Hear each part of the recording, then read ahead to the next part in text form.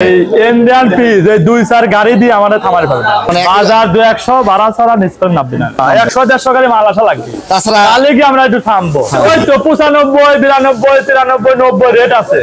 ইতিহাস করলো আবারও দেশি পেঁয়াজ। ভারতের এলসি পেঁয়াজ আসার পরেও কিন্তু বাজার দেশি পেঁয়াজ আবার লাফিয়ে বাড়া শুরু করলো। কারণ কি আমরা সঠিক তথ্য জানবো এক ব্যবসায়িক ভাইয়ের কাছে। ইনশাআল্লাহ আপনার সাথেই থাকুন। আজ 1 অক্টোবর 2024 রোজ মঙ্গলবার অবস্থান করছি বেড়াচতুর হাট, পেঁয়াজের হাট, অন্যতম বিশাল হাট। সেখান থেকে আজকে আমরা জানার চেষ্টা করব এক ব্যবসায়িক ভাইয়ের সাথে কথা বলে। চলুন আমরা কথা বলি। ভাইজান আসসালামু আলাইকুম। ওয়ালাইকুম আসসালাম। ভাইজান অনেকদিন পর কিন্তু সাক্ষাৎ। হ্যাঁ মেলাদিন পর সাক্ষাৎ।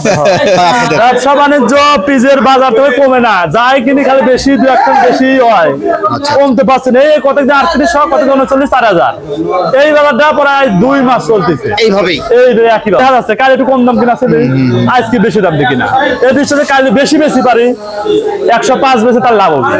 যেমন আমাদের বৈদেশিক যে ইন্ডিয়ার সাথে যে পেঁয়াজটা আসতেছে এখন বর্তমানে শুল্ক কমানোর কারণে, শুল্ক কমানোর কারণে বৈদেশিক পেঁয়াজ যে আসছে, এই পরিপ্রেক্ষিতে আপনারা ব্যবসায়িকরা আসলে কি কি সম্মুখীন করতেছেন এখন বর্তমানে? ইন্ডিয়ান পিস এই 2-4 গাড়ি দিয়ে আমাদের থামাতে পারবে ইন্টিগ্রেট না হলেই অনেক করে গাড়ি ঢুকলি পারে তাহলে আমরা ঠেকবো।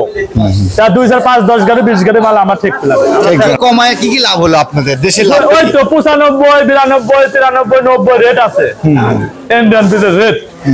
সেই হিসেবে কুরসি আছে 100 105 10 আমারও তাই আছে 100 105 10। তাহলে তো প্রায় সেম কারে বৈদেশিক পেঁয়াজ আসতেছে অনেক জায়গায় পূর্ণ হয়ে যাচ্ছে। মানে হোটেলে আছে, বড় হোটেল আছে, বড় পিজে বড় আটা সিঙ্গারা মানে এইসব পূর্ণ হয়ে যাচ্ছে। অনেক যারা হয়ে যায় গার্মেন্টস আছে খাবারটা দুপুরে এইগুলো আর কি পূর্ণ হয়ে যাচ্ছে। আর দেশিটা জনগণের গাতাতে পৌঁছে যাচ্ছে। মাল আমদানি মোটামুটি ভালোই হচ্ছে, তারপরেও মোকামে চাহিদা মোটামুটি একটু বাসি আছে। বাসি অতটা ভালো না, হ্যাঁ খুব একটা ভালো নয়। দেখা যাচ্ছে যে এখন তারপরে উঠে যাচ্ছে অন্য মোকামে সব জায়গায় দিচ্ছে। এলসি আসছে 10-12 গেলে বাজার ঠেকতেছে না, তাহলে সব জায়গায় পুঁজির লাই পিসটা পুঁজির কারণে বাজারটা কমতেছে না। আসলে সামনের দিকে কি অবস্থা বুঝতে পারছেন আপনারা? এখন সামনে বাজার খুব একটা কমবে না, তার মানে বাজার 200 ভাড়া ছাড়া নিষ্পন্ন নামবে না 3800 নিচে কোনো কি নিবে পারে। এখন যদি হঠাৎ করে যদি 200 100 300 গাড়ি দিয়ে দেয় তখন কি অবস্থা হবে? 300 গাড়ি দিলে সান দেখা লাগবে রেটের পর আর চাহিদা কি আমাদের। ইন্ডিয়া 200-300 গাড়ি দিয়ে দিছে, রেটের পর চাহিদা পর দেখা লাগবে সান যে চাহিদা কি আমি চাচ্ছে। চাহিদা থাকে তাহলে কমবে না, আর চাহিদা কমে যায় তাহলে আস্তে আস্তে নিষ্পন্ন লাগবে। প্রত্যেক বছরে দেখা যায় যে 1000 পিস পরে 4000 বেচে, সব বছর তো সমান হয় না। দেখা যায় যে পরে 4000 বেচে, সেই হিসেবে যারা রাহে পিস তারা রেগুলার প্রতি বছরই লাগে। আসলে কম হলেও লাগবে, বেশি হলেও লাগবে। 5000 থেকে কাঁচা হয় তাও লাগবে।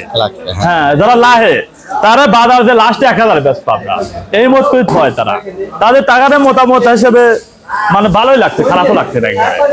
যারা কিনে খাচ্ছে টাকার দাম হিসেবে তাদের বেশি লাগছে।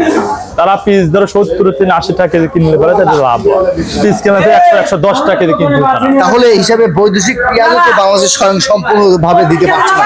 হ্যাঁ না দিতে পারছে না, মানে আরো দিলে পারে। আর একটুকুনি দিন বাজারটা নিয়ন্ত্রণ থাকতো। যারা কিনে খাচ্ছে তাদেরও খুব কষ্ট, যারা মধ্যবিত্ত লোক, যারা 110 টাকা কেজি পিস কিনে খাচ্ছে, যারা 3 দিন 2 দিন যাচ্ছে, তাদের খুবই কষ্ট।